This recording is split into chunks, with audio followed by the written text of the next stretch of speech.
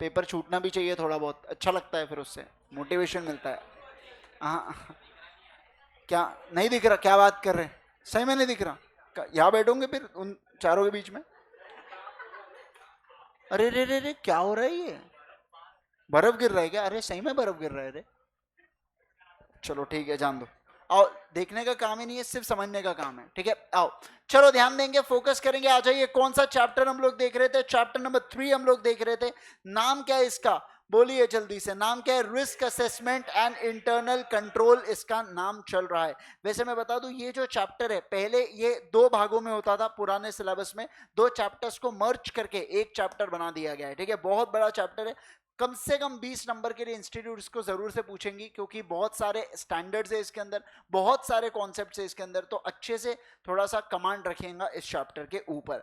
सबसे पहले हम लोगों ने क्या देखा था बेटा? सबसे पहले अपन ने देखा था ऑडिट रिस्क। ऑडिट रिस्क का मतलब क्या होता है? ऑडिटर गिव्स, मत देखो उधर, हो गया ना, कश्मीर है वो, बर्फ गिर रही, बस चलो ध्यान दो इधर। अभी क्या बोल रहा था मैं? ऑडिट रिस्क का मतलब क्या होता है? ऑडिटर कैसा ओपिनियन देता है? Inappropriate. कैसा ओपिनियन? Inappropriate. जब financial statements are materially misstated, मतलब फाइनेंशियल स्टेटमेंट भयंकर तरीके से गलत है और यहां पे अपन लोग इन अप्रोप्रिएट ओपिनियन दे रहे हैं, उसे क्या बोला जाता है? ऑडिट रिस्क कहा जाता है।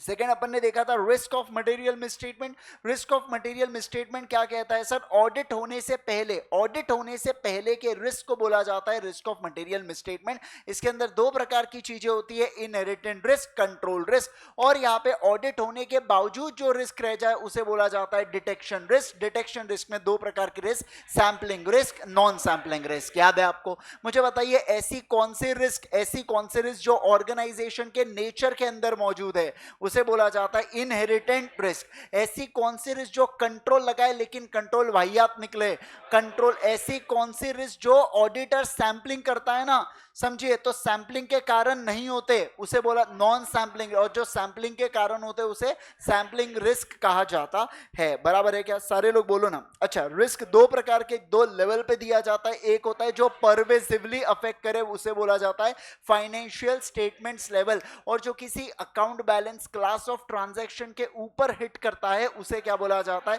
बिल्कुल सही, असर्शन से रिलेटेड यहां पे बात की जाती है। सर कंपोनेंट्स देख लिए, इनहेरिटेंट रिस्क को देख लिया, कंट्रोल रिस्क को देख लिया, डिटेक्शन रिस्क देख लिया, सैंपलिंग नॉन। हाँ, मुझे बताइए रिस्क के अंदर क्या इंक्लूड नहीं होता है? रिस्क के अंदर दोस्तों 2 प्रकार की चीजें, पहला बिजनेस रिस्क इंक्लूड नहीं होती है, और दूसरा क्या नहीं इंक्लूड होता है? बोलो जल्दी से। कि ऑडिटर एक्सप्रेस करता है इन अप्रोप्रिएट ओपिनियन, कब? जब फाइनेंशियल स्टेटमेंट मटेरियल मिसस्टेटेड है क्या? नहीं। और वैसे इसमें क्या कभी ऑडिटर गलती कर सकता है, या कभी हम लोग उसे गलती करने देंगे क्या? नहीं सर, ऐसी गलती हम लोग उसको नहीं करने देंगे, ठीक है? फिर और क्या देखा था? असेसमेंट ऑफ द रिस्क जो होता है, ये एक मैटर ऑफ क्या होता है? Professional judgment. यानी ये किसकी चॉइस होती है दोस्तों? ऑडिटर की चॉइस होती है कि कितना रिस्क मौजूद है, कैसे रिस्क है, और उसको कैसे कम करना है, कैसे असेस करना है। ये सारी चीजें चॉइस के ऊपर, किसके ऊपर देके रखी है?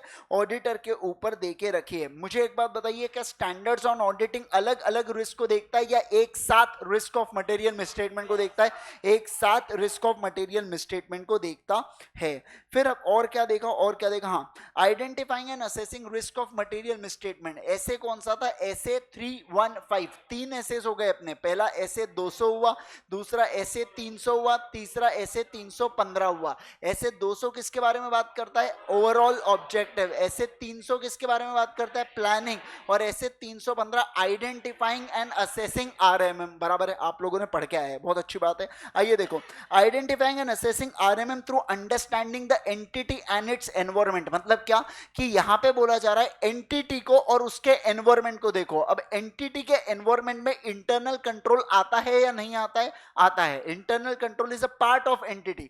तो ऐसे केस में हम लोग एंटिटी को, उसके एनवायरनमेंट को और इंटरनल कंट्रोल को देखते हैं और समझते हैं कि एंटिटी के अंदर कितनी रिस्क है। यहां पे केवल और केवल रिस्क आइडेंटिफिकेशन के बारे में बात कर रहे हैं, उसके इंपैक्ट से रिलेटेड क्या अभी हम लोग चर्चा कर रहे हैं क्या? नहीं सर, सर, केवल और केवल रिस्क को आपने क्या करना है यहाँ पे आइडेंटिफाई, बोलो क्या करना है सभी लोग बोलो, आइडेंटिफाई यहाँ पे आपको रिस्क को करना है। तो ऑडिटर आइडेंटिफाई करेंगे रिस्क को दो लेवल पे, एफएस लेवल पे, असर्शन लेवल पे। किस पे बोलो, एफएस लेवल पे, असर्शन लेवल पे। फिर उसके बाद क्या बोला, आइडेंटिफाई करने के बाद आपको कंट्रोल्स को चेक करना है कि आपके कंट्रोल्स इफेक्टिवली काम कर रहे हैं या आपके कंट्रोल्स इफेक्टिवली काम नहीं कर रहे। और दूसरा बोला जा रहा है ये जो रिस्क है क्या ये परवेसिवली अफेक्ट कर रही है क्या, परवेसिवली मतलब अगर प्रेजेंट एवरीवेयर है फाइनेंशियल स्टेटमेंट, मतलब हमारे financial statement as a whole क्या मटेरियली मिस्टेट हुए क्या, ऑब्वियस। लेकिन अगर कुछ कुछ असर्शन के अंदर चिंता है तो ऐसे केस में कुछ जगह चेंजेस मिले, हर जगह चेंजेस या हर जगह खराबी नहीं है, कुछ कुछ जगहों पे खामियां हैं, ऐसा मैं यहां पे कहूंगा। बराबर है क्या, चलिए आइए फिर देखो और क्या बोला है। फिर अपने रैप देखना चालू किए थे, risk assessment procedure. Risk assessment procedure का मतलब क्या होता है, ऐसे ऑडिट प्रोसीजर का प्रयोग करना जिससे अपने को, देखो रिस्क असेसमेंट प्रोसीजर मतलब ऐसे ऑडिट प्रोसीजर का प्रयोग करना फाइनेंशियल स्टेटमेंट पे जो अपने को क्या देता है बेटा, जो अरे बोलो ना, जो अपने को ऑडिट एविडेंस देता है। हमारा ऑडिट एविडेंस कैसा हो, sufficient and appropriate audit evidence हो, क्योंकि ऑडिट एविडेंस जब तक सफिशिएंट एंड अप्रोप्रिएट नहीं है, क्या मैं कंक्लूजन दे सकता हूं क्या, नहीं। सफिशिएंट एंड अप्रोप्रिएट का मतलब क्या होता है, यहाँ पे क्वालिटी भी सही होनी चाहिए और दूसरा क्वांटिटी भी सही होनी चाहिए। जम रहा है आपको, इतना समझ रहा है ना, चलिए आइए। तो हमने देखा कि रिस्क असेसमेंट प्रोसीजर के अंदर हम लोग चेक करते हैं कि वो ऑडिट प्रोसीजर लगाओ जिससे अपने को एविडेंस मिले कि एंटिटी के अंदर रिस्क है या नहीं है करके। बराबर है इतना। अब तीन प्रकार के ऑडिट प्रोसीजर देखे थे। सबसे पहला कौन सा, इंक्वायरी। दूसरा कौन सा, एनालिटिकल प्रोसीजर। तीसरा कौन सा, observation and inspection. Observation inspection pending था। सबसे पहला इंक्वायरी। किससे इंक्वायरी करेंगे हम लोग, ऑर्गेनाइजेशन के मैनेजमेंट से या ऐसा व्यक्ति जो रिस्पॉन्सिबल है फाइनेंशियल स्टेटमेंट्स को बनाने के लिए। बराबर है इतना, यस। उसके बाद अपन लोगों ने और क्या देखा सर, एनालिटिकल प्रोसीजर देखी। इसका मतलब होता है कंपेयर करते हैं फाइनेंशियल और नॉन फाइनेंशियल डेटा को, कोई ना कोई प्लॉजिबल रिलेशनशिप आइडेंटिफाई करने की कोशिश करेंगे और उससे देखेंगे कि क्या रिस्क एग्जिस्ट करती है या नहीं करती है। उसे बोला जाता है एनालिटिकल प्रोसीजर। क्या बोला जाता है बोलो, एनालिटिकल प्रोसीजर। आज हमको जो तीसरा पॉइंट देखना है वो है कौन सा, ऑब्जर्वेशन एंड इंस्पेक्शन से रिलेटेड है। ठीक है, चलिए आइए देखो ऑब्जर्वेशन एंड इंस्पेक्शन क्या कहता है। ऑब्जर्वेशन का मतलब क्या होता है, सबसे पहली बात तो ऑब्जर्वेशन का मतलब होता है कि कोई दूसरा व्यक्ति कोई एक्ट को परफॉर्म कर रहा है। क्या बोल रहा हूं बोलिए, कोई दूसरा व्यक्ति किसी एक्ट को परफॉर्म कर रहा है और मैं सिर्फ ऑब्जर्व कर रहा हूं कि सामने वाला व्यक्ति बराबर से एक्ट को परफॉर्म कर रहा है या नहीं कर रहा है, उसे बोला जाता है ऑब्जर्वेशन।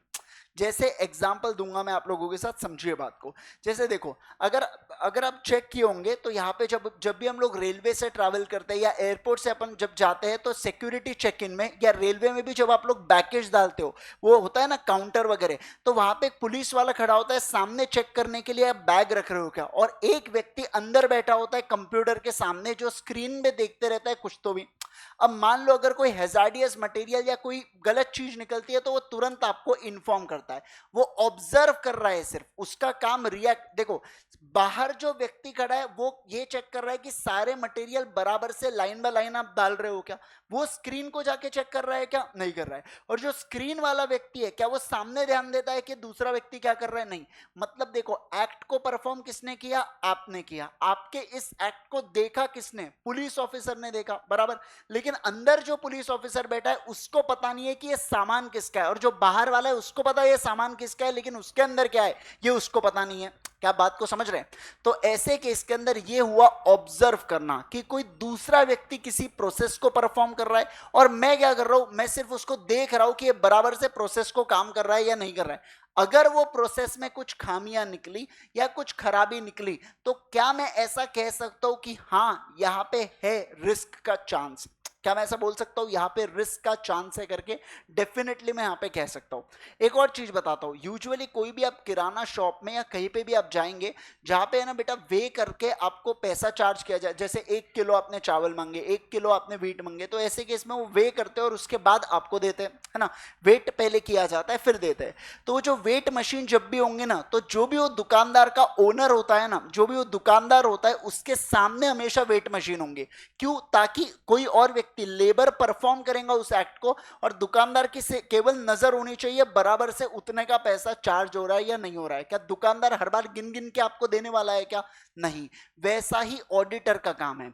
बहुत सारे ऐसे प्रोसेसेस होते हैं ऑर्गेनाइजेशन के अंदर जो परफॉर्म करते हैं ऑर्गेनाइजेशन के एम्प्लॉइज। मुझे केवल चेक करना है कि जैसा उनको बोला गया था परफॉर्म करने के लिए, क्या वैसा ही वो लोग परफॉर्म कर रहे हैं या नहीं कर रहे, उसे बोला जाता है ऑब्जर्वेशन। क्या बोला जाता है? बोलो जल्दी से। ऑब्जर्वेशन मतलब दूसरा व्यक्ति कर रहे एक्ट को परफॉर्म, और ऑडिटर का काम क्या है? केवल और केवल ऑब्जर्व करना कि सब सही से बराबर हो रहा है या नहीं हो रहा है करके। समझ रहे आप बात को? सभी लोग बोलो। जैसे मैं अगर नोट्स लिखाऊं, लिखता क्या मैं हूं क्या? नहीं, लिखते आप है अपने नोटबुक में, लेकिन मैं घूमता क्यों यहाँ पे? ऐसे क्लास में तो नहीं घूम रहा मैं, इसलिए ताकि देखने के लिए कि आप बराबर से पॉइंट को लिख रहे हो या नहीं लिख रहे हो। जहां पे आपने गड़बड़ किया तो मैं बोल देता हूं, ये थोड़ी बोला मैंने कि कौन गड़बड़ कर रहा है, लेकिन ये तो समझ गया ना कि क्या गड़बड़ कर सकता है इंसान।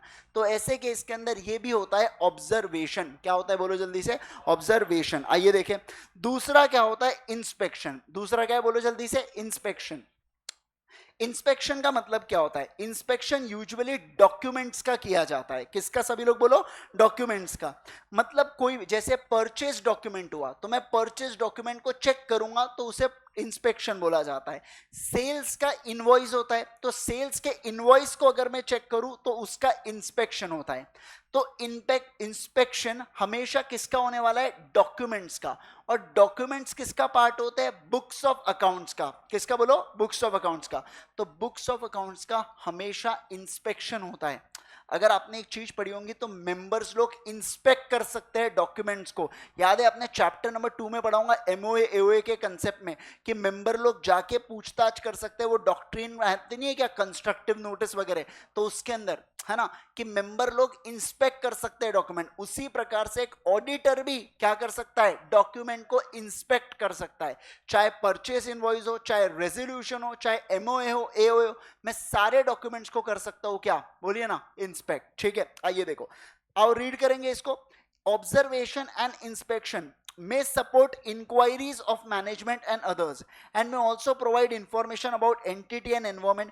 Example, audit procedure include observation and inspection of entity के operations, मतलब entity में जो कामकाज चल रहे हैं मैं बस वो कामकाज को जाके देख रहा हूँ बराबर से सही फ्लो में काम हो रहा है या नहीं हो रहा है, या डॉक्यूमेंट्स को देख सकता हूँ मैं जो मैंने अभी आपको बताया। इसके अलावा reports prepared by the management, जैसे बहुत सारे रिपोर्ट्स को मैनेजमेंट प्रिपेयर करती है। कभी कभार हो सकता है फंड रेजिंग वाला कॉन्टेस्ट हो इसलिए शायद कर रही हो, कभी कभार बैंक से लोन लेने के लिए रिपोर्ट्स प्रिपेयर कर रही है। तो ऑडिटर का काम है चेक करना कि रिपोर्ट के अंदर तो एक्चुअलिटी शो करने वाली है। हो सकता है कि मेरे सामने कोई फेक डॉक्यूमेंट को लाए, लेकिन वो जो रिपोर्ट है ना वो थर्ड पार्टी को देना है, तो थर्ड पार्टी उसको इंस्पेक्ट करेंगी, उसके लिए बैकग्राउंड वेरिफिकेशन करेंगे, तो उसके अंदर झूठ नहीं बोला जा सकता। तो मैं उस रिपोर्ट के माध्यम से ये चेक करूंगा कि क्या मेरे बुक्स ऑफ अकाउंट सही में वही फिगर्स या वही फैक्ट्स को शो कर रहे हैं या नहीं कर रहे, तो उसे भी क्या बोला जाता है? सभी लोग बोलिए, बोलो ना, क्या बोलेंगे हम लोग? इंस्पेक्शन। क्या कहेंगे? आइए नेक्स्ट वाली चीज के ऊपर चलेंगे। 1.8 पे कौन सा है? Information obtain by performing RAP. ये क्या करेंगे आप? यूज करोगे एज अ ऑडिट एविडेंस। मुझे बताइए ये सब तमाशे जो चल रहे हैं कौन से 3 प्रकार के? एक है इंक्वायरी, दूसरा कौन सा है? एनालिटिकल प्रोसीजर, तीसरा कौन सा है? Observation and inspection. ये जो तीनों चीजें रैप के अंदर आ रहे हैं, ये हम कर क्यों रहे हैं? रैप तो अपने आप में टूल है ना ऑडिट प्रोसीजर का, कि ऑडिट प्रोसीजर का मतलब क्या? ऐसे टूल्स का प्रयोग करना बुक्स ऑफ अकाउंट्स के ऊपर जो आपको क्या दे? एविडेंस दे। तो देखो ये वही लिखा है, जो इंफॉर्मेशन आप रैप से निकालोगे, मतलब ऑडिट प्रोसीजर को लगा के निकालोगे, वो उसको आप क्या यूज करोगे? As a audit evidence. और ऑडिट एविडेंस आपको क्या देने में मदद करता है? कंक्लूजन। और कंक्लूजन के ऊपर क्या आता है? ओपिनियन। हर चीजें ऑडिट के अंदर ओपिनियन से लिंक्ड है। जो आपके ओपिनियन में एड ऑन नहीं करता वो आपके ऑडिट प्रोसीजर का पार्ट नहीं है, इस बात का ध्यान रखना। बराबर है? हर चीजें चाहे डायरेक्टली हो या इनडायरेक्टली हो। कभी कभार ऐसा भी होता है कोई ऑब्जर्वेशन या मान लीजिए कोई ऑडिट प्रोसीजर इसलिए परफॉर्म होती है ताकि दूसरे ऑडिट प्रोसीजर को फैसिलिटेट कर सके, इसलिए भी ऑडिट प्रोसीजर परफॉर्म की जाती है। ठीक है, समय आने पर वो भी बताया जाएगा। आइए देखो, information obtain by performing RAP and related activities may be used as auditor as audit evidence to support assessment of RMM. In addition to support audit evidence to support RMM, in addition, auditor may obtain audit evidence about class of transaction, account balance and disclosure. मतलब किसके बारे में बात किया ये? बोलो ना. Assertion के बारे में बात किया, ये वही है, ठीक है ना. And the related assertions about operating effectiveness of control. मैंने आपको बताया था कंट्रोल सही से ऑपरेट कर रहे हैं या कंट्रोल सही से ऑपरेट नहीं कर रहे हैं, उसे क्या बोला जाता है? टीओसी. फुल फॉर्म क्या है उसका? Test of controls. याद आ रहा है कुछ कुछ, है ना? आइए. Even though such procedure were not specifically planned as a substantive और a test of controls. Substantive procedure मतलब क्या होता है? डिटेल्ड टेस्टिंग होता है. क्या होता है सभी लोग बोलो? Detailed testing. और टीओसी का मतलब होता है बस इतना चेक करना कि कंट्रोल सही से काम कर रहे हैं या नहीं कर रहे हैं. सब्सटैंटिव प्रोसीजर में ये देखेंगे कि कंट्रोल जिस पर्पस के लिए लगाए गए थे, क्या वो पर्पस हम लोग फुलफिल कर पा रहे हैं या नहीं कर पा रहे, वो बताता है कौन आपको? Substantive procedure. कौन बताता है? बोलो. Substantive procedure. ठीक है. आइए. Auditor may choose to perform substantive procedure और टीओसी कॉन्करेंटली, मतलब साथ साथ में, with RAP because it is efficient to do so. तो इनका कहना है आप रैप के साथ साथ अगर आपको चाहिए तो आप कंट्रोल्स को भी चेक करो, और जहां आपको कुछ गलत नजर आ रहा है तो आप डिटेल में चेकिंग करो, यानी कि सब्सटैंटिव प्रोसीजर करो अलोंग विथ अ रैप. तो तीनों चीजें जब साथ में करोगे तो सब चीजें आपको क्या देने वाली है? Audit evidence. और ऑडिट एविडेंस आपको कंक्लूजन में मदद करता है. बस ऐसा इनका कहना है. अच्छा, तो अपने को क्या ध्यान रखना है कि सर जो भी इंफॉर्मेशन हमें ऑब्टेन होने वाली है ऑडिटर को, क्या वो इंफॉर्मेशन को मैं यूज कर सकता हूं एज अ ऑडिट एविडेंस? बिल्कुल यूज कर सकता हूं. उसकी मदद से मैं तीन चीजें कर सकता हूं. सबसे पहला मैं क्या करूंगा? देखिए, सबसे पहला मैं टीओसी को परफॉर्म कर सकता हूं. दूसरा क्या बोला? मैं सब्सटैंटिव प्रोसीजर को भी परफॉर्म कर सकता हूं. और तीसरा, मैं दोनों तीनों का कॉम्बो बना के भी परफॉर्म कर सकता हूं. क्या? बिल्कुल बिल्कुल. अल्टीमेटली सारी चीजें मुझे क्या देंगी? Audit evidence. ऑडिट एविडेंस से कंक्लूजन, कंक्लूजन से ओपिनियन. बराबर. एक बार गो थ्रू करो, फटाफट गो थ्रू करो इसको.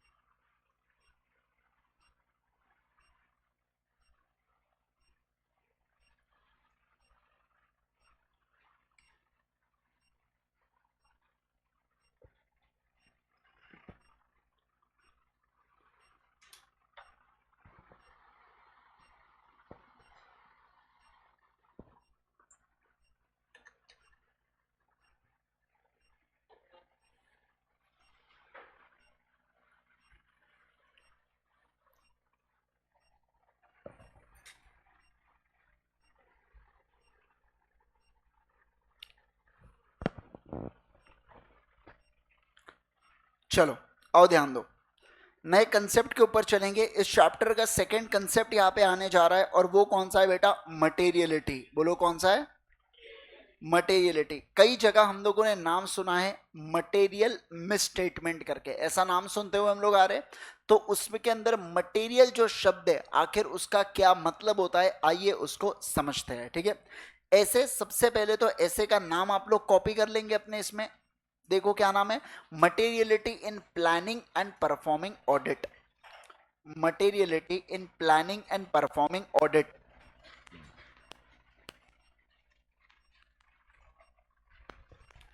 ऐसे 320 materiality in planning and performing audit.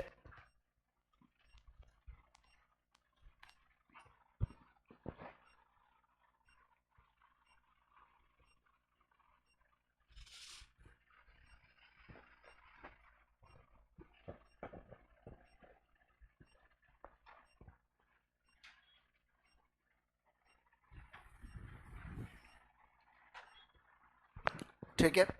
चलो और ध्यान दो.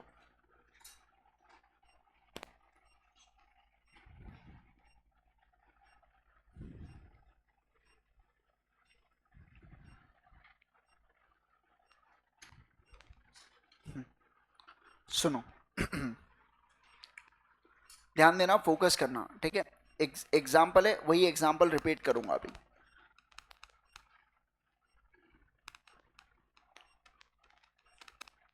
देखो, नागपुर के अंदर और कोलकाता के अंदर मेरे दो ऑफिस है, एक नागपुर का ऑफिस है और एक कोलकाता का ऑफिस है, ठीक है।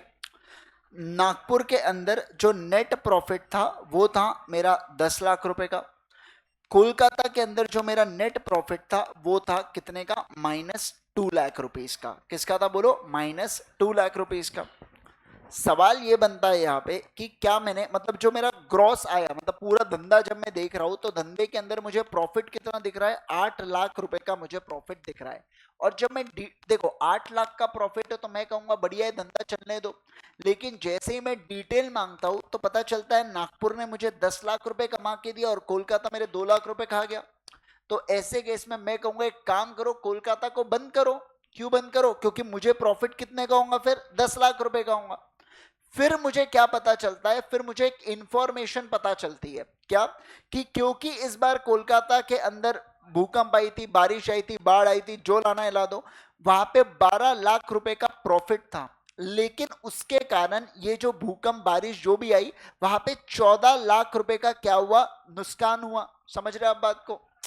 तो मुस्कान नहीं, नुकसान। आओ सुनो, तो ऐसे केस में यहाँ पे क्या हुआ बताइए ना मुझे, कितने का लॉस हो रहा है यहाँ पे, 2 लाख रुपए का ये जो लॉस देखने को मिल रहा है ना, ये इसके कारण, ये एक एबनॉर्मल एक्टिविटी के कारण यहाँ पे देखने को मिल रहा है। क्या आपको लगता नहीं, मुझे एक बात बताइए कि ये जो इंफॉर्मेशन थी, ये इंफॉर्मेशन बहुत ज्यादा मटेरियल थी मेरे लिए? बोलिए ना जल्दी से। मटेरियल का मतलब होता है ये इंपॉर्टेंट थी मेरे लिए। क्यों इंपॉर्टेंट थी? इंपॉर्टेंट इसलिए थी क्योंकि ये इंफॉर्मेशन पहले नहीं थी तो मेरा डिसीजन कुछ और था। लेकिन जब से मेरे पास क्या आई है, ये इंफॉर्मेशन आई है, तब से मुझे आप एक बात बताइए, क्या मैंने अपना डिसीजन बदल दिया है क्या? हाँ, मतलब अब क्या मैं कोलकाता को कंटिन्यू करूंगा क्या? डेफिनेटली मैं यहाँ पे कंटिन्यू करने वाला हूं। तो ऐसे अब ये मैं कहूंगा मटेरियलिटी, ये इंफॉर्मेशन क्या हुई दोस्तों, बोलो मटेरियलिटी। तो मटेरियलिटी मतलब ऐसी इंफॉर्मेशन, मटेरियलिटी मतलब क्या, ऐसी इंफॉर्मेशन जो सामने वाले व्यक्ति का डिसीजन चेंज कर दे। क्या कर दे बोलो, सामने वाले व्यक्ति का डिसीजन चेंज कर दे, उसे बोला जाता है मटेरियलिटी वाली इंफॉर्मेशन। अब एग्जांपल के लिए मैं आपको बताता हूं, ध्यान दीजिए, सुनिए।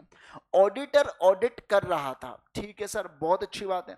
ऑडिटर को 1 लाख रुपए का फ्रॉड मिल जाता है। क्या मिल जाता है बोलो, फ्रॉड मिल जाता है। या 1 लाख का चलो फ्रॉड नहीं भी मिला तो मैं कहता हूं 1 लाख का एरर मिल जाता है। वैसे दोनों में क्या डिफरेंस है, दोनों तो गलती है ना, मटेरियल मिसस्टेटमेंट ही है, मटेरियल है या नहीं हो बाद में देखेंगे।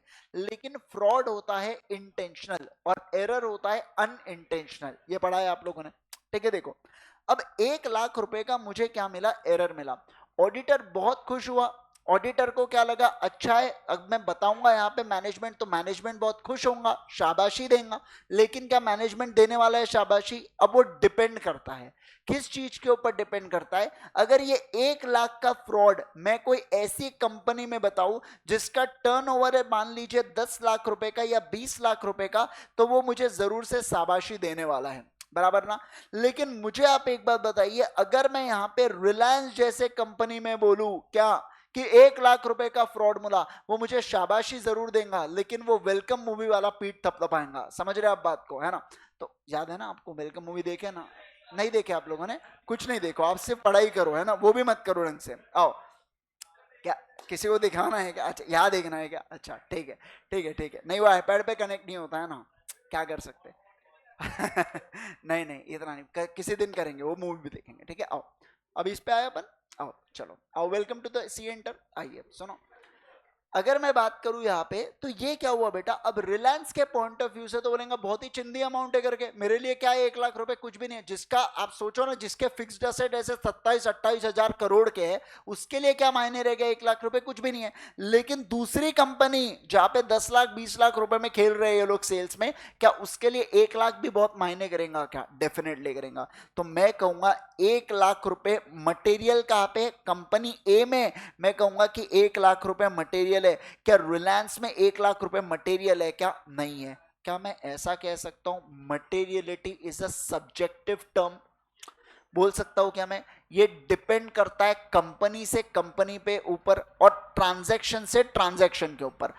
अलग अलग कंपनी के अलग अलग प्रोस्पेक्टिव के हिसाब से चीजें बदल सकती है और उसी हिसाब से मटेरियलिटी भी बदलती है। तो मटेरियलिटी का सिंपल सा अर्थ इन्होंने डिफाइन किया है कि ऐसा अमाउंट को फिक्स कर देना।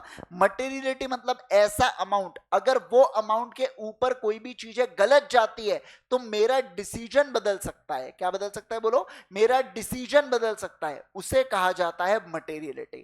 ठीक है, अब आपने कई बार है ना बहुत सारे देखे, इस दुनिया में दो प्रकार के इन्वेस्टर्स होते हैं। एक इन्वेस्टर्स ऐसे होंगे जिनको छोटी छोटी बातों से बहुत फर्क पड़ता है, या दूसरे इन्वेस्टर्स होते हैं जो बोलते हैं मैं तो क्या, मैं तो लॉन्ग टर्म खेल रहा हूं, मेरे को कोई फर्क नहीं पड़ता। यूजुअली जो ट्रेडर्स लोग होते हैं ना, उन लोगों के लिए मैं कहूंगा कि मटेरियलिटी थोड़ा सा लोअर लेवल पे रहने वाला है। कोई भी इंफॉर्मेशन उनको अफेक्ट कर सकती है। जैसे अभी कुछ 4-5 दिन पहले, एक हफ्ते के अंदर ही समझना, बहुत ज्यादा धनाधन शेयर मार्केट ऊपर बढ़ गया था। वो G20 वगैरह, वो मोदी मेलोनी चल नहीं रहा था क्या वो सब? अरे मतलब, अरे नहीं नहीं, आप समझो बात को, G20 की बात कर रहा हूं मैं, वो चल रहा था। आइए, तो ऐसे इसमें सुनिए ना, तो ऐसे इसमें शेयर प्राइसेस धनाधन ऊपर जा रहे थे, तो ट्रेडर तो बहुत खुश हो गए। लेकिन जब अगले दिन डाउनफॉल देखना चालू हुआ तो उन्होंने तुरंत बेच भी मारे शेयर्स को, या तुरंत एग्जिट भी कर दिए। लेकिन जो लॉन्ग टर्म सोच के बैठे थे, उनको पहले भी कोई फर्क नहीं पड़ रहा था और उनको अभी भी कोई फर्क पड़ा क्या? नहीं पड़ा। क्यों? तो उनके लिए मटेरियलिटी थोड़ा सा अलग लेवल पे होगा या ऊपर लेवल पे होगा, जहां पे उनका डिसीजन चेंज हो सकता है। बराबर ना? तो इसलिए कहा जाता है मटेरियलिटी एक सब्जेक्टिव टर्म है। क्या है बोलो जल्दी से? Subjective term. ये auditor to auditor, client to client हो सकता है। एक ऑडिटर के लिए किसी एक क्लाइंट में मटेरियलिटी कम है और दूसरे क्लाइंट में मटेरियलिटी लेवल बहुत ज्यादा है। ऐसा भी हो सकता है। टर्नओवर के ऊपर डिपेंड करता है और अलग अलग चीजों के ऊपर डिपेंड करता है। तो उसे क्या कहते हैं? मटेरियलिटी कहते हैं। बोलो क्या कहते हैं? मटेरियलिटी। आइए मैं आपको रीड कराऊंगा, पहले देखो। मटेरियलिटी ऐसे 320 स्टेट्स दैट मिसस्टेटमेंट, मिसस्टेटमेंट का मतलब क्या होता है बोलो? गलतियां। क्या होता है बोलो ना? गलतियां। ठीक है, आइए, misstatement including omission are considered to be material. कब?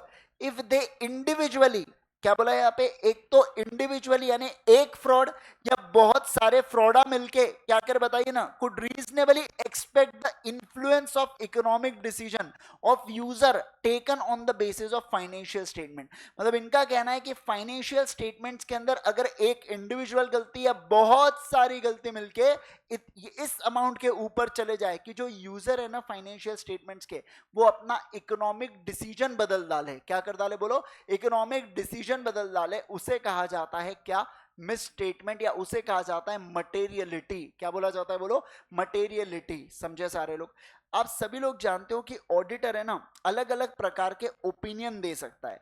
मैंने आपको बताया था, एक जो हमारा ऑडिटर होता है, ये ऑडिटर दो प्रकार के ओपिनियन देता है। एक देता है कौन सा? अनमॉडिफाइड, और दूसरा कौन सा है बोलो? मॉडिफाइड, है ना?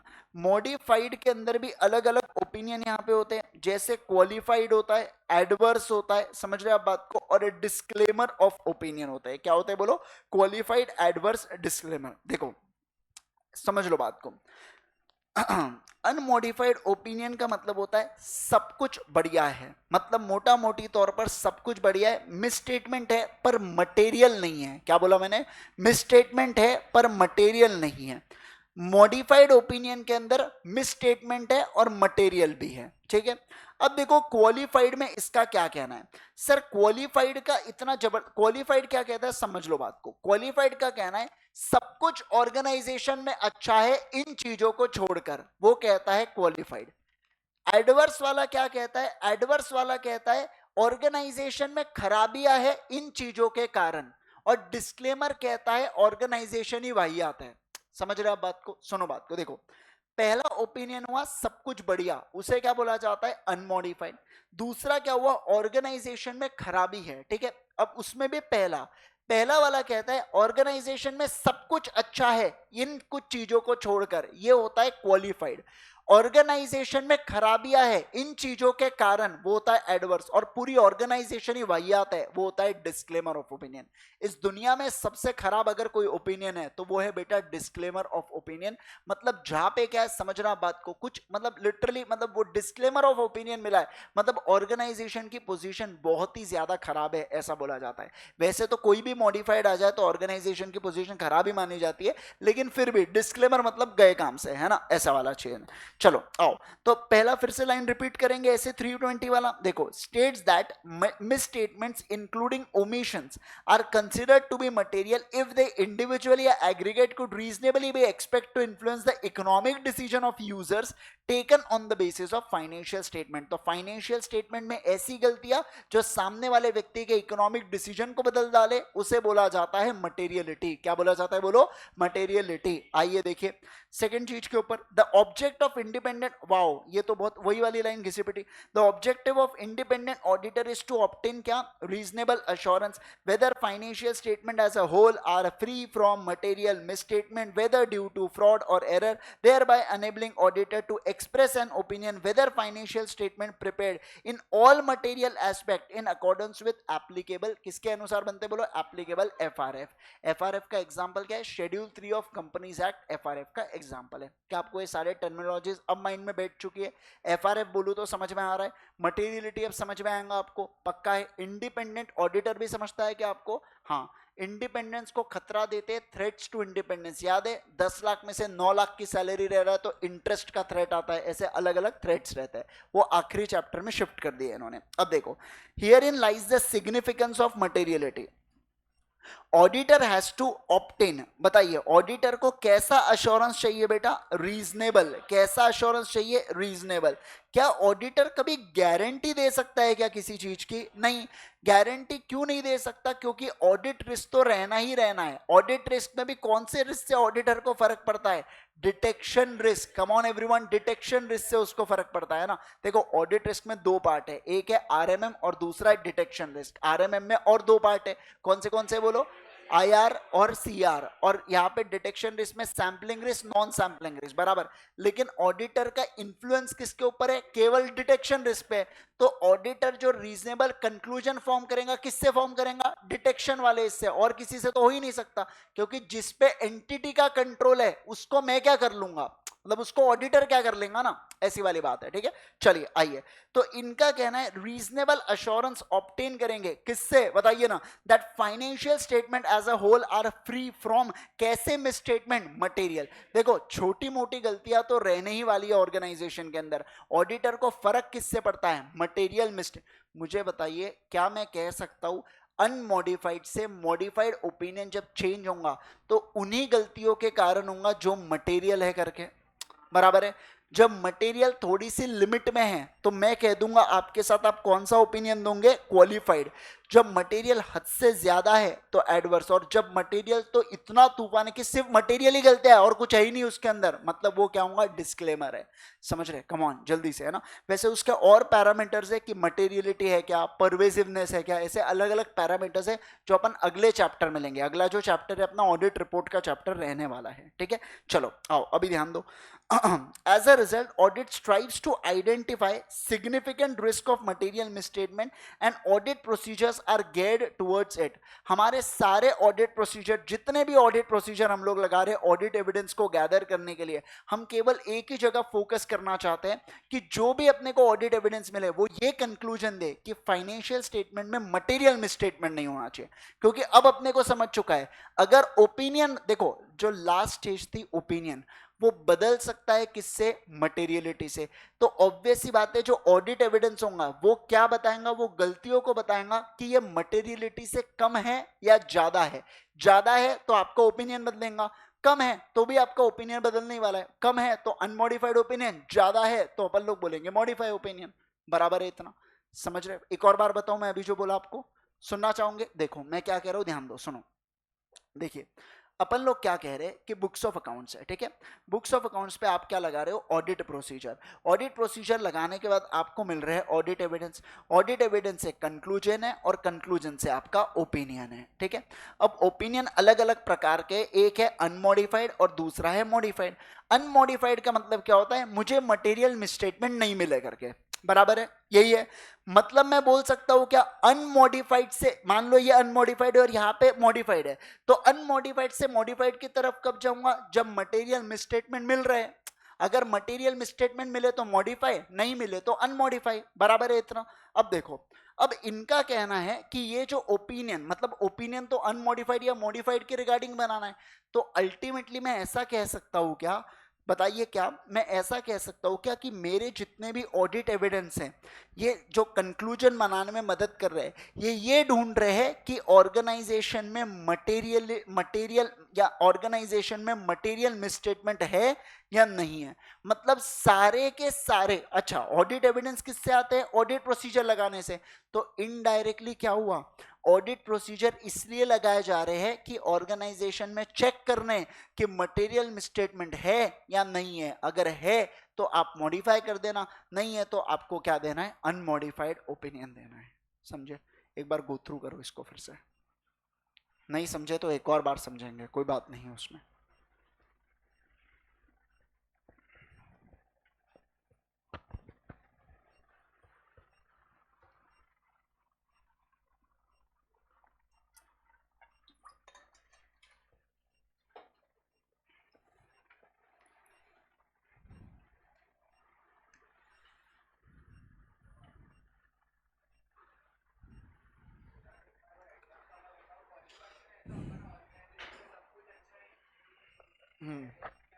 इन चीजों के कारण खराबी है।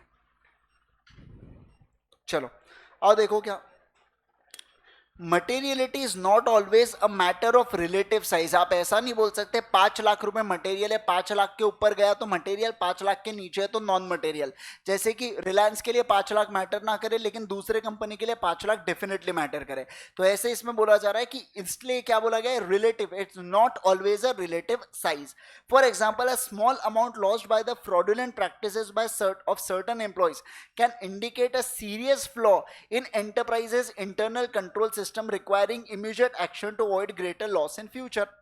बराबर है। मान लो किसी ऑर्गेनाइजेशन में 10,000 का ही नुकसान हुआ है, लेकिन जो एम्प्लॉयज ने जिस प्रकार से साजिश रची है उससे अपने को समझ रहा है कि इंटरनल कंट्रोल जो है ना वो बहुत ज्यादा बेकार है ऑर्गेनाइजेशन के। मतलब इंटरनल कंट्रोल को आसानी से कोई भी सरपास कर सकता है। तो ऐसे इसमें हम लोग क्या बोलेंगे, ये एक सीरियस फ्लॉ है। भली अमाउंट ज्यादा नहीं है लेकिन क्या चेंज आपको करना है? क्या क्या आपका इंटरनल कंट्रोल के बारे में ओपिनियन बन रहा है? क्या आराम से बन जा रहा है। ठीक है, तो उससे रिलेटेड बात यहाँ पे की गई है। चलो ठीक है, आ जाएंगे। नोटबुक निकालो फटाफट, पहले जल्दी जल्दी लिखो।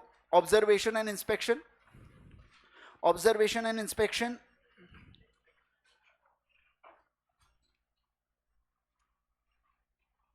लिखो। It supports inquiries by management and others. It supports, it supports inquiry by management and others which provide information,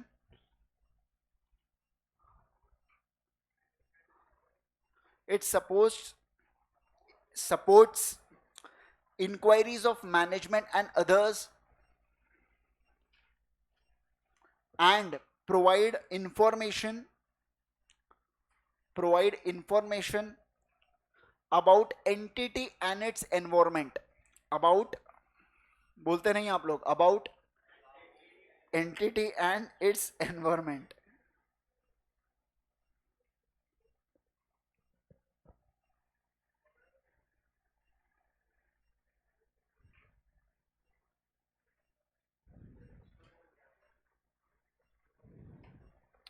हो गया? चलो नेक्स्ट लिखो। इंफॉर्मेशन ऑप्टेन, नेक्स्ट हेडिंग है information obtain by RAP. Information obtain by RAP, by RAP. Information obtain by rap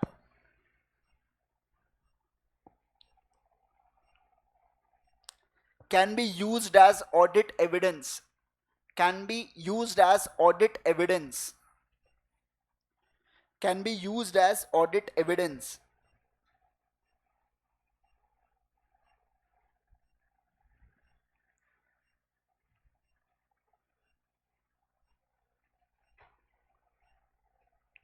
लिखो auditor में obtain, auditor में obtain audit evidence about, audit evidence about various assertion, auditor may obtain audit evidence about various assertion and about operating effectiveness of control and about operating effectiveness of control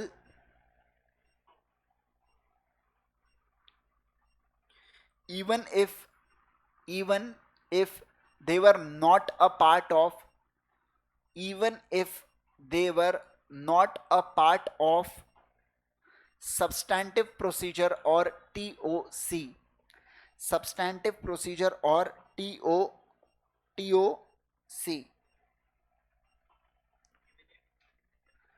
even if they were not a part of substantive procedure or TOC. उसके बाद लिखेंगे materiality, heading डालो अगला materiality डालो ऐसे 320 230 किसके बारे में बात करता है रे? 230 किसके बारे में बात करता है? डॉक्यूमेंटेशन। 220 तो बताया नहीं ना, क्वालिटी है वैसे वो। 210 किसके बारे में बात करता है? Agreeing the terms of engagement. 200 overall objectives. ऐसे 300 प्लानिंग, 315 आइडेंटिफिकेशन, 320 मटेरियलिटी। ठीक है, आइए चलो देखो नाम लिखो जल्दी से। ऐसे 320 materiality in planning and performing audit. Materiality आपको प्लानिंग में भी रखना है, परफॉर्मिंग में भी रखना है। एमसीक्यू पूछते हैं कहाँ कहाँ पे मटेरियलिटी रखना है, तो प्लानिंग एंड परफॉर्मिंग में रखना है। इसके अलावा एग्जीक्यूशन में नहीं रखा जाता है। आपको एमसीक्यू पूछते हैं एग्जीक्यूशन का, ठीक है, तो वो याद रखना, वो नहीं है आपके इसमें। क्या कौन सा? पहले 2 पॉइंट लिख लिए ना रैप के, नहीं लिखे थे क्या? एनालिटिकल प्रोसीजर नहीं लिखवाया था मैंने? और तो तुम अभी तक बताए क्यों नहीं मेरे को जब मैं वो लिखवाना चालू किया? तो तुम जैसे उसने बोला अभी वैसे तुम नहीं बोल सकते थे क्या? ओह, कहाँ से बचा हुआ है तो अपना? अपन ने रैप लिखे ही नहीं कुछ भी।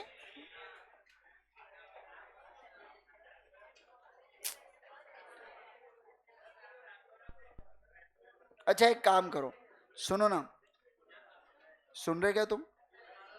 देखो मटेरियलिटी का आपने छोटा सा ही पॉइंट लिखा है, उसको काट दो पेंसिल से। ठीक है, गलती आपकी है इसके अंदर। आपकी नोटबुक थी, आपको ढंग से मेंटेन करना नहीं आता क्या? हाँ, तो लिखा मेरा तो क्या हो रहा? मैं तो बोल रहा हूँ, मैं मात्र सिर्फ बोल रहा हूँ, लिख तो आप रहे हो ना। ध्यान का है आपका? क्या पेज छोड़ना है आपको? किसका? मटेरियलिटी के लिए बहुत बड़ा पॉइंट है बेटा वो।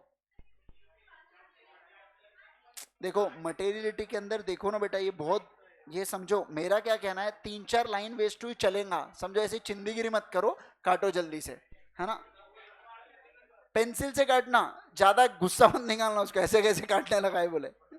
लिखो, रैप लिखो वहां पे। अच्छा वो स्टार मार्क डाल के कर लेना प्रॉपर एडजस्ट, कि उससे पहले पूरा ही काट दिएगा आपने। अरे भाई साहब, मैं कह रहा मैं कह रहा मटेरियलिटी काटो। मैं वही सोच रहा था इतना क्यों, मतलब उसके लिए ये कर रहे हैं। पूरा नहीं काटना है, ठीक है, प्लीज समझो आप बात को। काटो बोला तो दन्ने से काट दिए, लेना देना ही नहीं आगे। मतलब पेज आओ, आओ लिखो जल्दी से। रिस्क असेसमेंट, एक काम करो पहले मैं लिखवा लेता हूं, फिर आगे चर्चा करेंगे। लिखो रिस्क असेसमेंट प्रोसीजर, हेडिंग डालो। रिस्क असेसमेंट प्रोसीजर हेडिंग डालो जल्दी से। ये क्या हो गया इसको?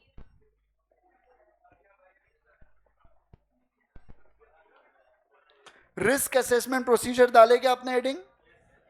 लिखो the audit procedure the audit procedure performed to obtain an understanding. Audit procedure, the audit procedure performed to obtain an understanding of entity and its environment. वो देखो ब्लू कलर के बॉक्स में लिखा हुआ है, जिसका छूटा वो देखो क्या हो गया इसको, इनपुट्स वो। अच्छा लो, ये लो। Audit procedure perform to obtain understanding of entity and its environment including IC मतलब कौन सा? Internal control. To identify and assess RMM, to identify and assess RMM whether due to whether due to fraud or error fraud or error fraud or error at FS at FS level or assertion level, at FS level or assertion level.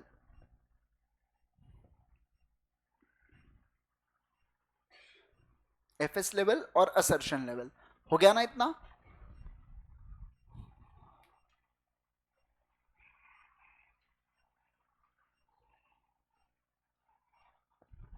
फिर लिखो, what is included in wrap, what is included in wrap, what is included in wrap, what is included in wrap. पहला point, inquiries of management and others within entity. inquiries inquiries of management and others within entity, and others within entity.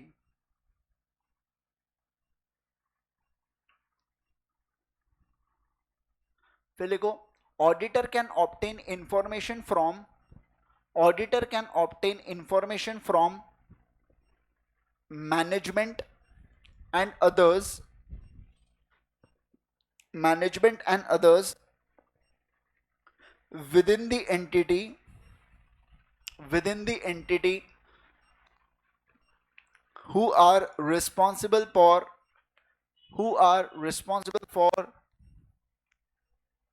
who are responsible for preparation of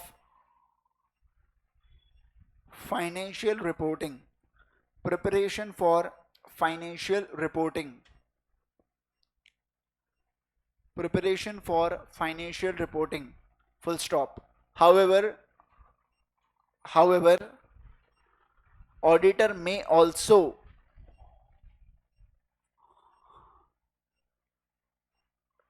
however, auditor may also inquire from others within the entity, from other employees within the entity.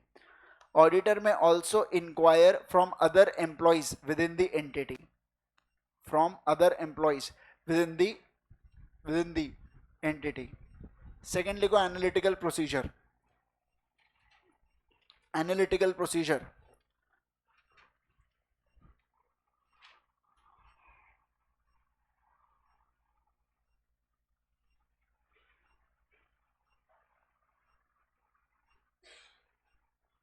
देखो, it helps in identifying, it helps in identifying aspects of the entity, it helps in identifying aspects of the entity, aspects of the entity,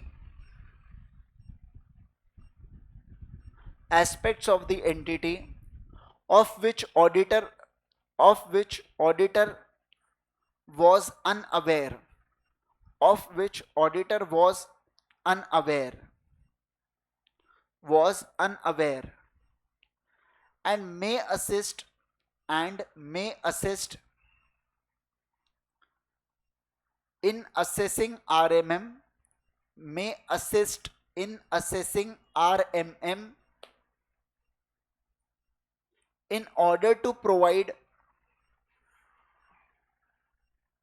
in order to provide designing and in order to provide designing and implementation, designing and implementation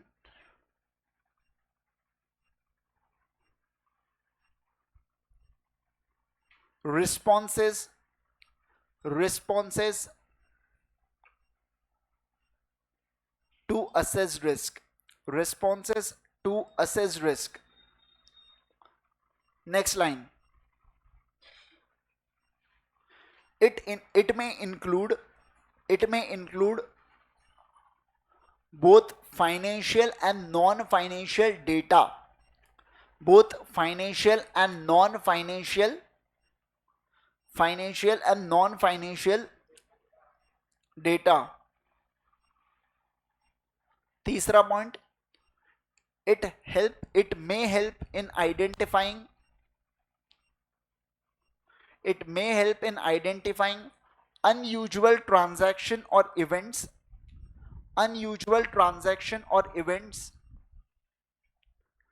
and amounts, unusual transaction and events and amounts, ratio, and trends, and trends that might indicate matters, matters that have audit implication, that have audit that have audit implication.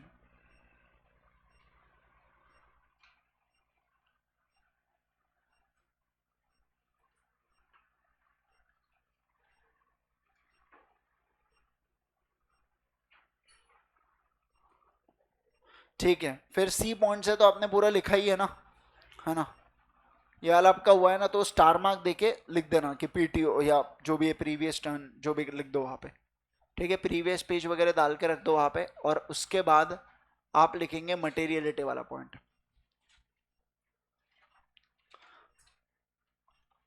Next heading डालिए materiality, ऐसे 320 materiality in planning and performing audit, पहला point.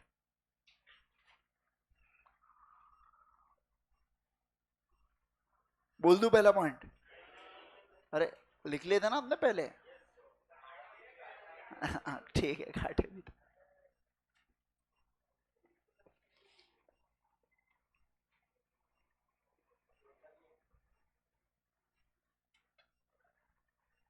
हो गया हूँ अब?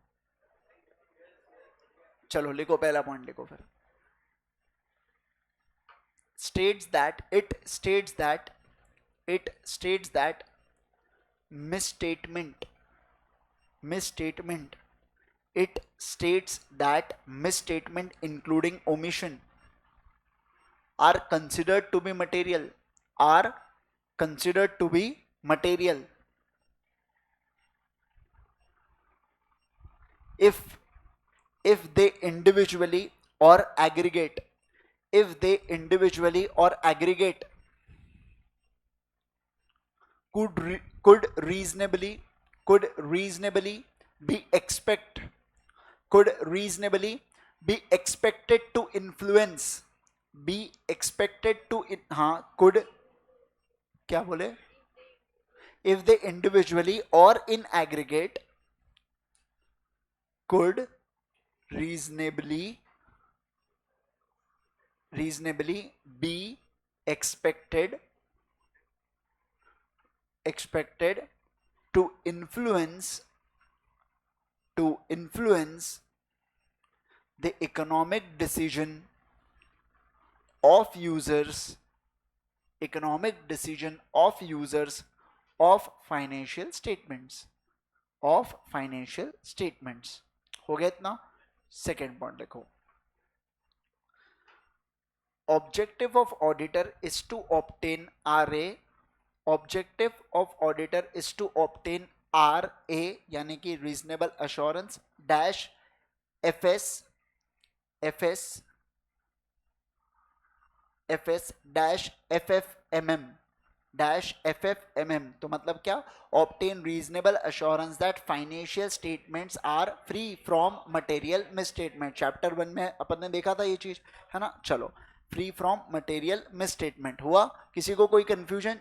पक्का? चलिए आइए फिर लिखो, वेदर ड्यू टू फ्रॉड और error, whether due to fraud और error,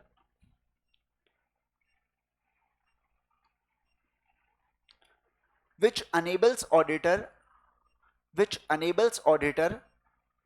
to express opinion, which enables auditor to express opinion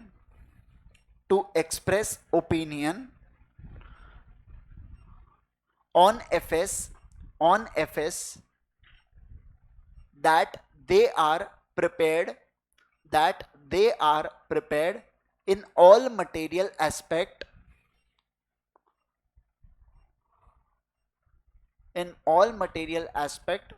as per applicable FRF as per applicable FRF।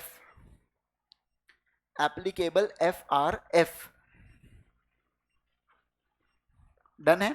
चलिए नेक्स्ट लिखो फिर।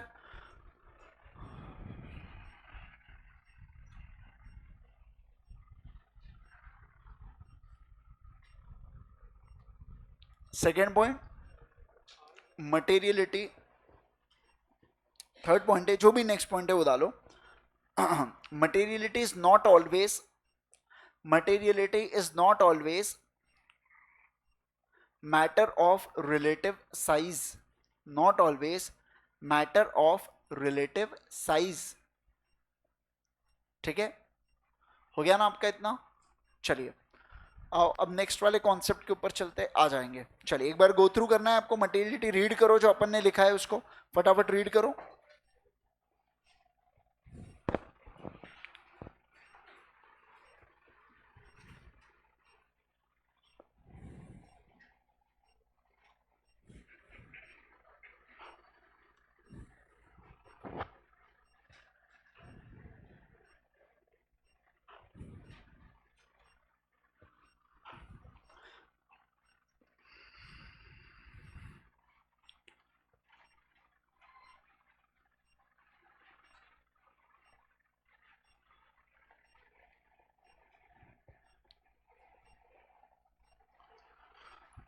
जितना लिखवा रहा हूँ उतना भी पेपर में लिख लिया बेटा तो बस बहुत है ना, समझ रहे हैं ना। मतलब मैं ये कह रहा हूँ कि अननेसेसरी मॉड्यूल में बहुत कंटेंट दिया, उतने इसमें नहीं जाना है आपको। पूरे कीवर्ड्स अपन ने नोटबुक में लिख लिए, तो बस उतना लिखने का उतना ध्यान में भी रखना है ना। बहुत इतने बड़े 100 पेजेस थोड़ी बढ़ोंगे एक चैप्टर के। आप इमेजिन करो एग्जाम एक दिन बाद है, ऐसा होगा कि सिर्फ चैप्टर 3 पढ़ते बैठे फिर अगले दिन तक, है ना।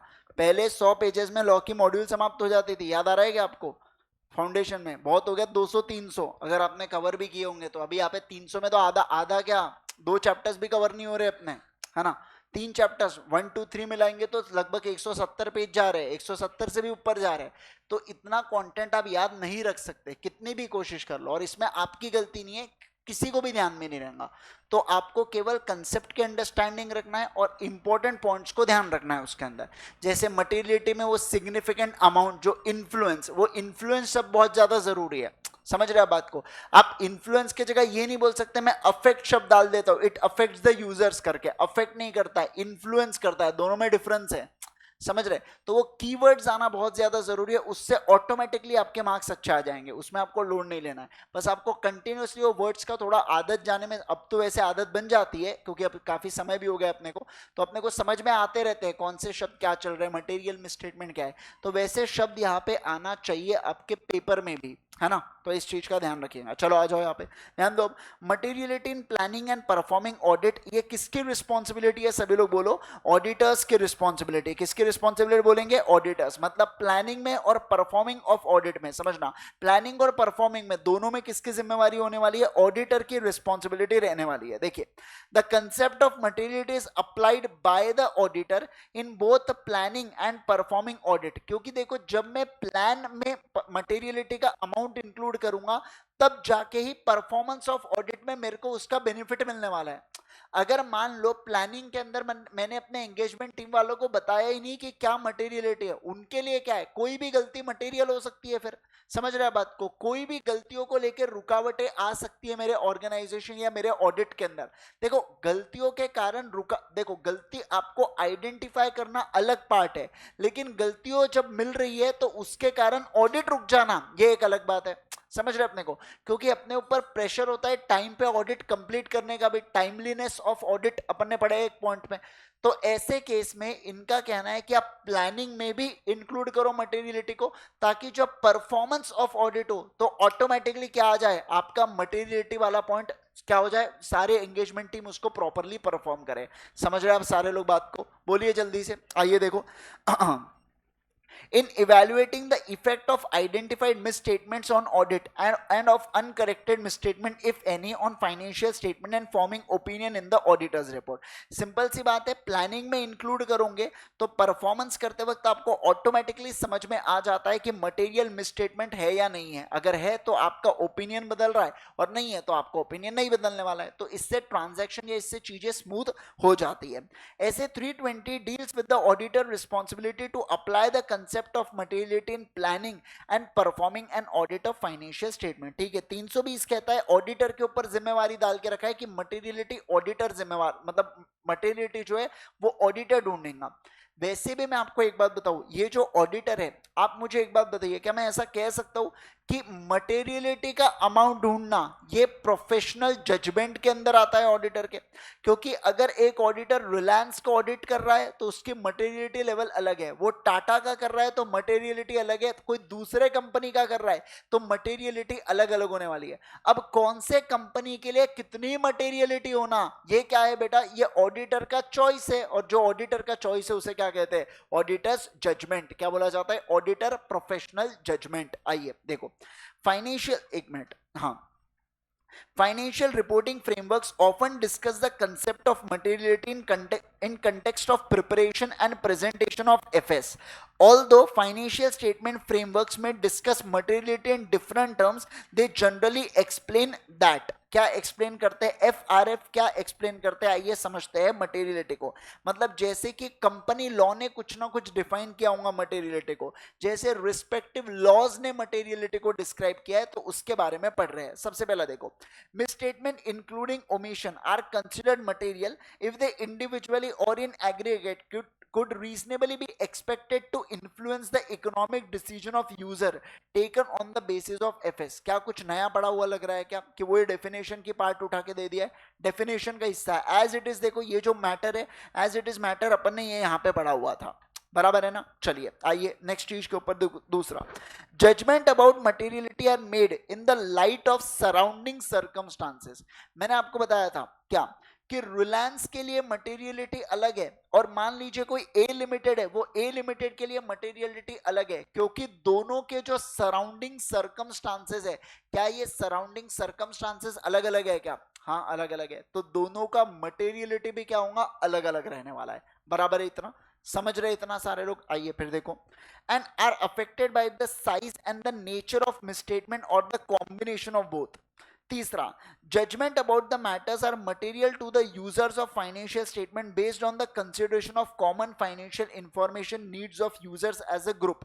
The possible effect of misstatement on the specific individual user whose needs may vary is not considered। मतलब क्या बोला जा रहा है, देखो जैसे कि इनका बोला जा रहा है कि यहाँ पे एज अ ग्रुप लोगों को हम लोग कंसिडर करते हैं। मान लो इक्विटी शेयर होल्डर का यहाँ पे एक पूरा ग्रुप हुआ, प्रेफरेंस शेयर होल्डर ये एक पूरा ग्रुप हुआ, डिबेंचर होल्डर्स ये क्या हुए बेटा, पूरे ग्रुप हुए। एक इंडिविजुअल डिबेंचर होल्डर को मैं कंसिडर करके नहीं, क्योंकि देखो मैंने आपको बताया था, अगर कोई मान लीजिए अगर कोई ट्रेडर है और अगर कोई यहाँ पे लॉन्ग टर्म इन्वेस्टर है, तो दोनों का इंडिविजुअल मटेरियलिटी लेवल अलग अलग रहेगा।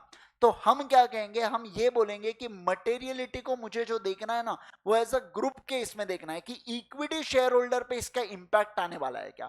फिर अब वो इक्विटी शेयर होल्डर में कोई ट्रेडर होगा या कोई लॉन्ग टर्म इन्वेस्टर होगा, उससे मुझे कुछ लेना देना है क्या, मुझे नहीं, मतलब एज अ ऑडिटर को लेना देना नहीं है। हाँ अगर पूरे इंटरेस्ट पूरे शेयर होल्डर्स का स्टेक दाव पे लग जाता है तो मैं कहूंगा डेफिनेटली फिर ये मटेरियल है, चाहे लॉन्ग टर्म हो शॉर्ट टर्म हो, सबको इससे परेशानी होने वाली है। मतलब पक्की बात है, ये क्या है, अपना मटेरियल अमाउंट यहाँ पे आ रहा है। ऐसा अपना कौन सा पॉइंट कहता है, बोलो थर्ड वाला पॉइंट कहता है। तो तीन चीजें अपन लोगों ने क्या देखा सर, तीन चीजें इनका कहना है एफआरएफ ने जो डिस्क्राइब किया है मटेरियल को। सबसे पहला, अगर कोई ऐसी गलती, बेटा सभी लोग बोलो कैसी, कोई ऐसी गलती जो अफेक्ट करती है, इन्फ्लुएंस करती है सामने वाले के यूजर को, उसको मटेरियल मान लो।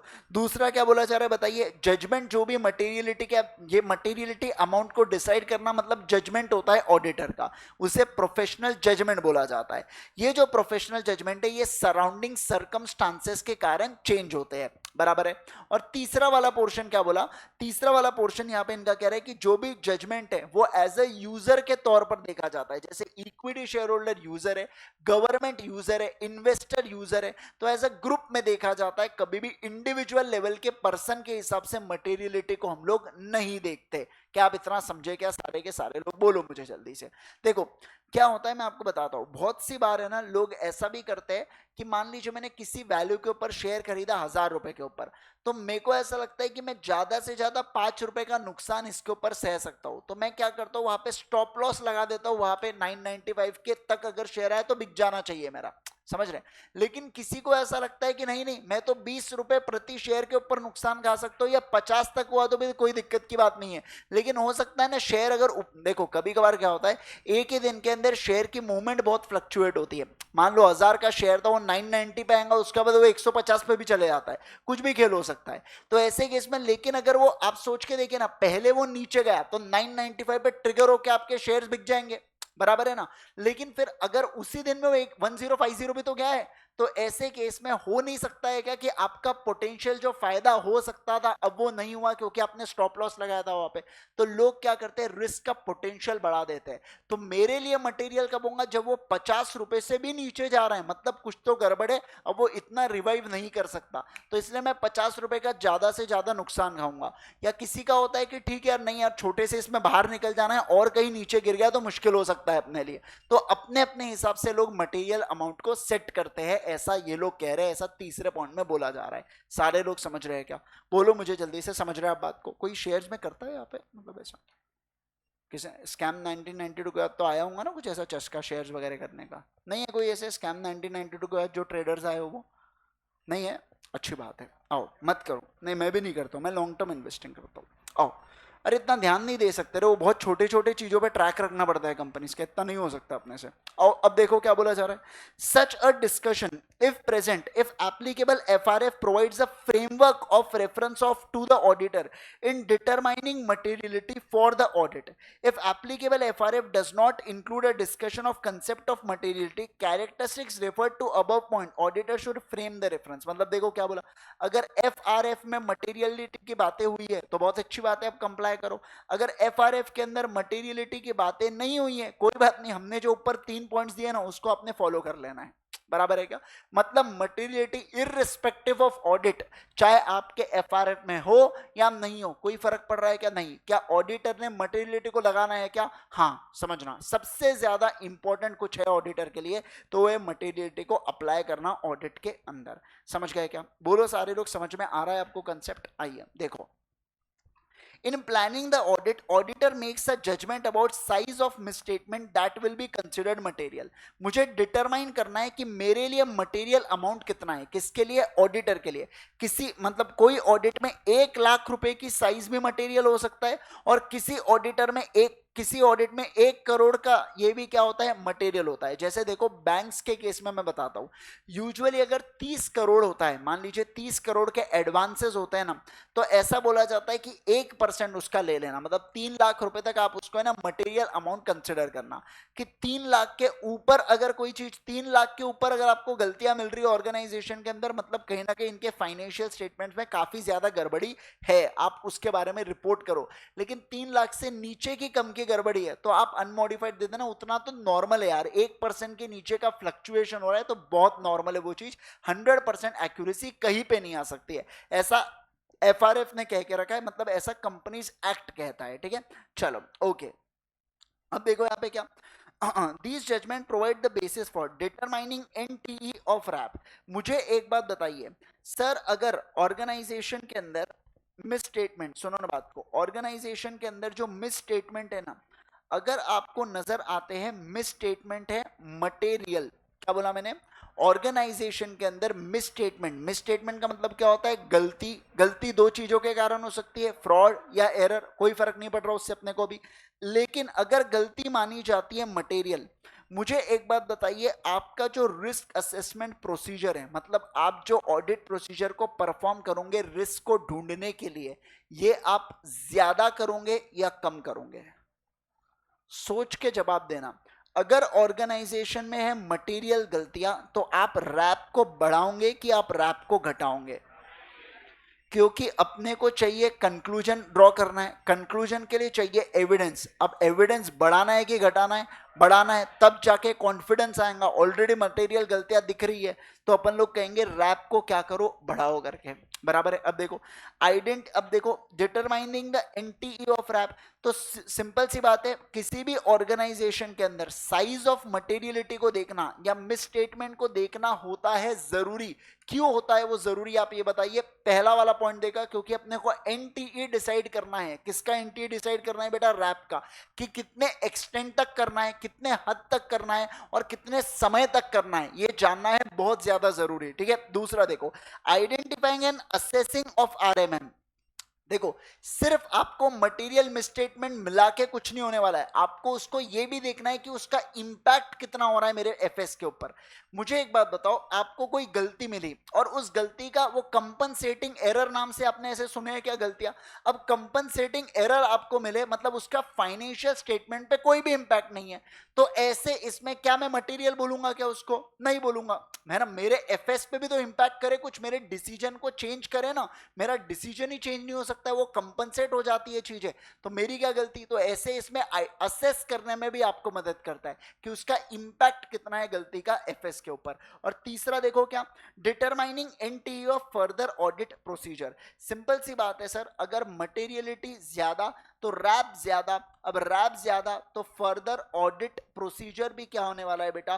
फर्दर ऑडिट प्रोसीजर भी क्या रहने वाला है? ज्यादा रहने वाला है। समझ रहे हो बात को? क्योंकि देखो, अगर मटेरियलिटी है तो रैप में आपको एरर्स मिलने के जो चांसेस है ना, वो एरर मिलने के चांसेस हेवीली बढ़ जाते हैं, और उसके कारण फर्दर ऑडिट प्रोसीजर से वो एरर का इंपैक्ट है या नहीं है उतना वो देखना भी आपके लिए मतलब जिम्मेवारी और बढ़ जाती है ऑडिटर के ऊपर, ऐसा ये लोग कह रहे हैं।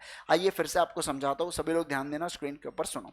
देखो आप ऑडिट कर रहे हो तो ऑडिट करने से पहले आपको मटेरियलिटी फिक्स करके रख देना है। अब आप जब नॉर्मली ऑडिट कर रहे हो और आपको दिखता है कि यार बहुत सारी मटेरियल गलतियां मुझे नजर आ रही है, तो जैसे ही आपको ज्यादा मटेरियल गलतियां नजर आएंगी, इसका मतलब क्या होने वाला है कि रिस्क असेसमेंट जो आप यहाँ पे रैप परफॉर्म करोगे ना, रिस्क असेसमेंट प्रोसीजर, जिसके कारण आपको रिस्क से रिलेटेड चीजें पता चलती है। देखो मटेरियलिटी ज्यादा तो आपको मटेरियलिटी के अमाउंट की बात कर रहा हूं मैं, ध्यान रखना। मिसस्टेटमेंट में, मिसस्टेटमेंट सुनो बात को, मिसस्टेटमेंट यानी गलती, और ऐसी गलती जो मटेरियल है अगर वो आपको ज्यादा दिख रही है तब आपका रैप ज्यादा होगा, और अगर रैप ज्यादा है तो फर्दर ऑडिट प्रोसीजर भी ज्यादा होगा। बराबर है इतना? देखो सुनो सुनो सुनो फिर से, मिसस्टेटमेंट बहुत इंपॉर्टेंट कंसेप्ट है बेटा, अच्छे से ध्यान देना। पता नहीं एग्जाम में पूछे ना पूछे, लेकिन ऐसा बहुत इंपॉर्टेंट है। मिस स्टेटमेंट जिसका जो मटेरियल है और दूसरा जो मटेरियल नहीं है। अगर कोई मिस स्टेटमेंट है मटेरियल, मतलब क्या कि वो मुझे इंपैक्ट कर रहा है क्या? इतना बताइए मुझे, मेरे को क्या उससे फर्क पड़ता है क्या? बिल्कुल पड़ता है। तो अगर मेरे को इससे फर्क पड़ता है तो क्या मैं इस रिस्क को कम करना चाहूंगा या मैं इससे रिलेटेड रिस्क को ढूंढना चाहूंगा कि नहीं चाहूंगा? बिल्कुल। तो मैं कहूंगा एक काम करो, रैप को क्या करो, बढ़ाओ करके। अब जितना रैप को बढ़ाऊंगा उतनी ज्यादा रिस्क के बारे में पता चलेगा। अब रिस्क को कम करने के लिए डिटेल में उसको चेक करना भी तो जरूरी है। उसके लिए क्या होता है? फर्दर ऑडिट प्रोसीजर होते हैं। अरे बोलो ना जल्दी से।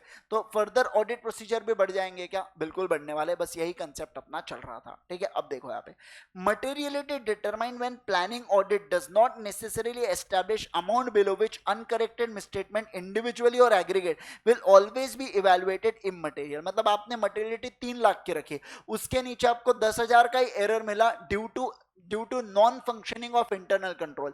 लेकिन समझना बात को, भली 10,000 की गलती है, मटेरियलिटी के अंदर की गलती है, लेकिन आपका इंटरनल कंट्रोल फेल हुआ है। इंटरनल कंट्रोल का फेल होना अपने आप में बहुत बड़ा मटेरियल चीज है। आप समझ रहे बात को? इंटरनल कंट्रोल को ओवरराइड करना अपने आप में बहुत बड़ी चीज है। जैसे फॉर एग्जांपल मान लीजिए एक बैंक के अंदर मुझे ना यहाँ पे फ्रॉड दिखता है। फ्रॉड कितने का दिख रहा है? फ्रॉड दिख रहा है 50,000 का फ्रॉड दिख रहा है, ज्यादा बड़ा अमाउंट नहीं है, 50,000 का फ्रॉड है। अब वैसे तो मेरे लिए मटेरियल नहीं है, लेकिन जब बाद में पता चला तो ये पता चला कि लॉकर को तोड़ के वो 50,000 गायब हुए करके। अब आप सोच के देखिए, लॉकर को तोड़ के मतलब इंटरनल कंट्रोल के धज्जियां उड़ा दी। मतलब आपका कैमरा कुछ काम का नहीं, आपके वो सामने जो सिक्योरिटी गार्ड बैठते सोने वाले वो भी कुछ काम के नहीं, तो फिर काम का क्या है? आप ये सोचो ना, लॉक भी आपका, लॉक को भी तो तोड़ा ना, तो वो भी काम का नहीं।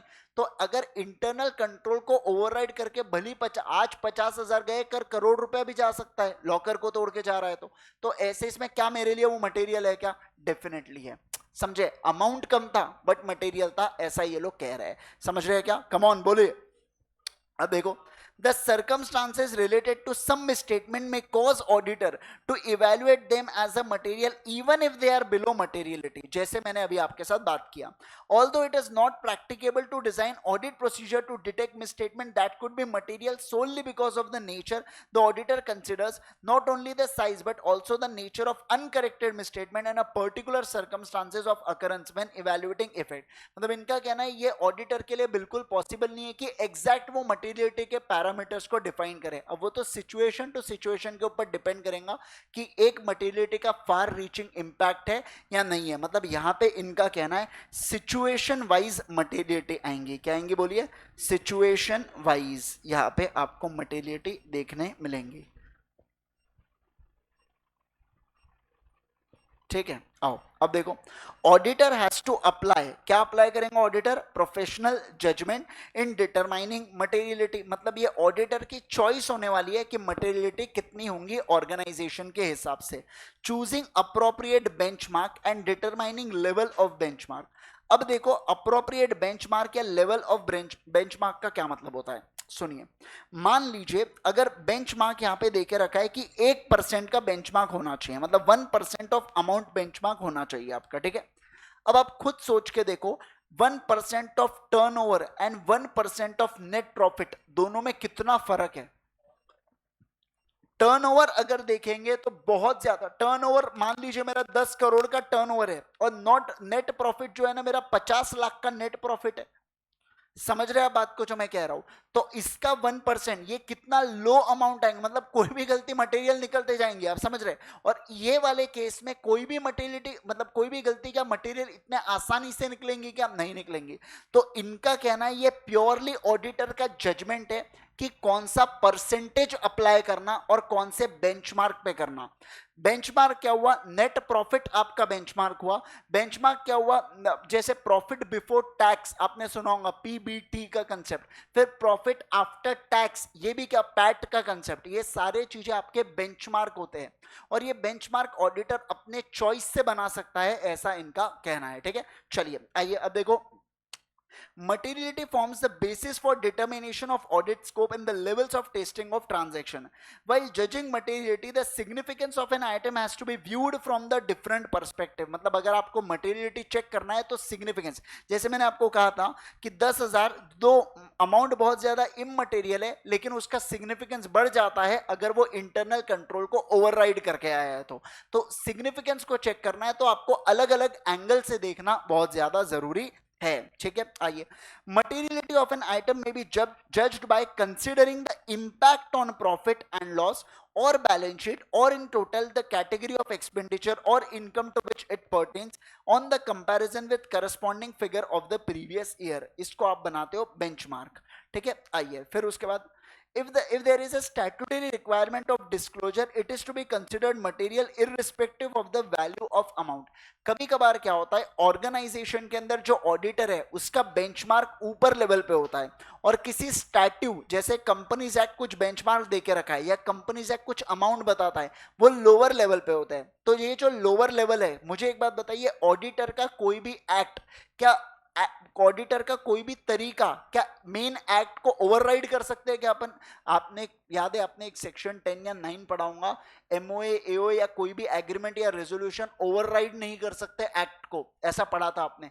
तो जो समझना उसके अंदर जो रेजोल्यूशन है वो तो उसके अंदर ऑडिटर को अपॉइंट करने का भी रेजोल्यूशन, मतलब ऑडिटर की जितने भी हरकतें हैं क्या उसी के अंदर आ गई क्या वो एक्ट को कभी ओवरराइड कर सकते हैं क्या? नहीं.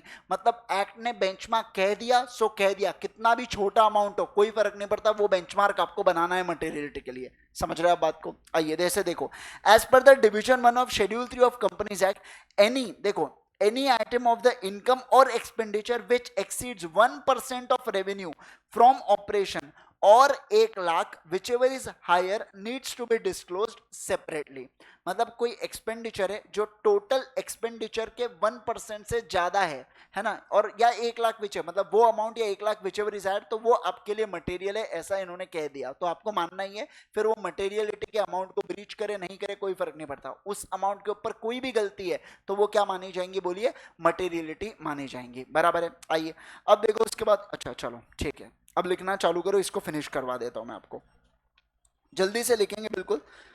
यही से लिखाना है ना मेरे को 2.2 से।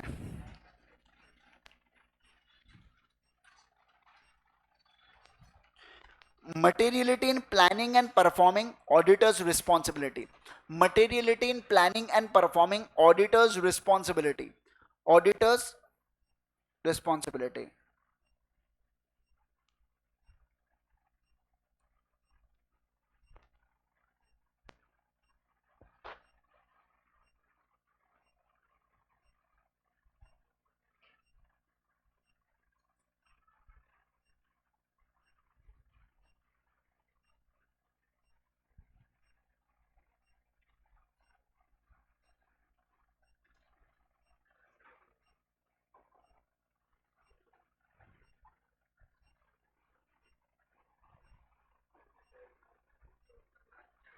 हो गया? डालो, लिखो उसके अंदर। पहला point, concept of materiality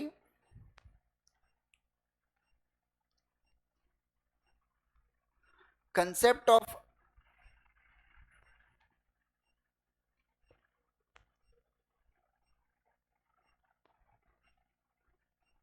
concept of materiality is applied by auditor, is applied by auditor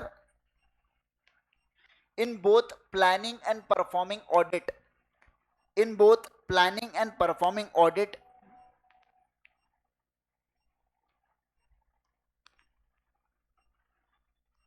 planning and performing audit, and in evaluating, and in evaluating, and in evaluating effect of, effect of, evaluating effect of identified misstatement, identified misstatement,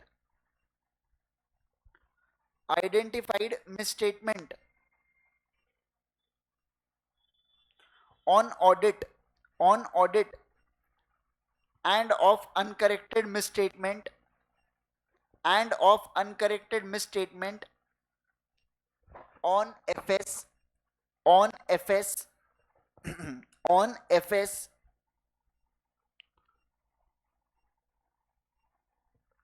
and on audit report, and on audit report, and on audit report. हो गया आपका? Second लिखो, often FRF, often FRF also discloses materiality amount, या often FRF also discuss concept of materiality, concept of materiality in preparation and presentation of FS, in preparation and presentation of FS, preparation और presentation of FS. हुआ आपका तीसरा, तीसरा कल लिखवाऊंगा, ठीक है? क्या खुशी चाहिए बाप रे। चलो ये तो लिखो आप, लेकिन डीपी को तो लिखो, लिखो फटाफट। मैं उसने याद नहीं दिलाया बेटा, ऐसा ही मत करो। हाँ तो इसलिए तो दे रहा हूँ डीपी को, कल नहीं दिया था ना, छुट्टी भी तो थी। फिर आओ लिखो,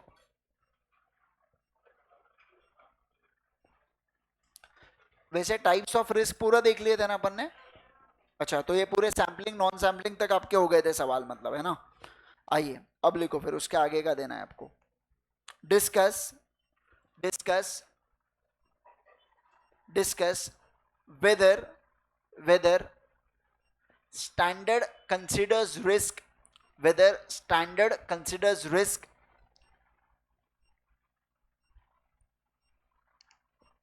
standard considers risk in individuality, in individuality, or in combined form, or in combined form,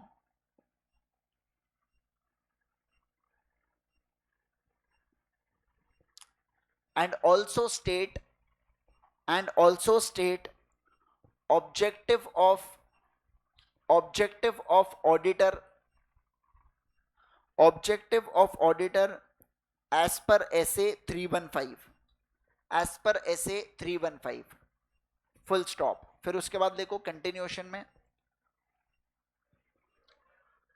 फिर लिखो what are the elements of, what are the elements of RAP, what are the elements of RAP, elements of RAP. ठीक है, हो गया ना? एक और सवाल? चलो ठीक है, ठीक है, आज के लिए इतना ही। Thank you so much, bye bye, take care.